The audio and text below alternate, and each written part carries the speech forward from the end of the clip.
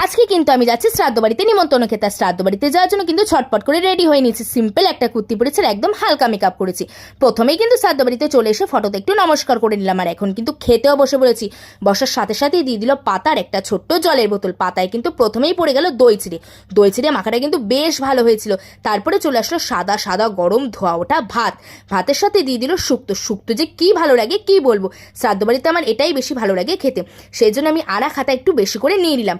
শুক্তোর পরে চলে আসলো মাছের মাথা দিয়ে মুগ ডাল। মুগ ডালটা কিন্তু আমি 2 হাতা নিয়েছিলাম, আর তার সাথে ছিল ঝুড়ি ঝুড়ি আলুর চিপস। আলু চিপসে কিন্তু আবার কারি পাতাও দিয়েছিল। লেবু দিয়ে মাখিয়ে যে খেতে কি ভালো লাগছিল কি আর বলবো। সে তারপরে চলে আসলো এঁচো চিংড়ি। এঁচো চিংড়িটা কিন্তু বেশ ঝাল ছিল। ঝাল হলে কি হবে, চিংড়ি মাছগুলো পাতে বেশ বড়ই পড়েছিল। তারপরে ছিল কাতলা কালি, এটাও ভালোই ছিল খেতে। আর সবার শেষে ছিল চাটনি পাঁপড়, আর তারপরে ছিল রসগোল্লা। রসগোল্লা কিন্তু 2 পিস নিয়েছিলাম, আর তারপরে ছিল মিষ্টি দই। এই দইটা কিন্তু তোমাদের বাড়িতে এসে ভিডিও করে দেখালাম। ভিডিওটা কেমন লাগলো জানিও, চ্যানেলটা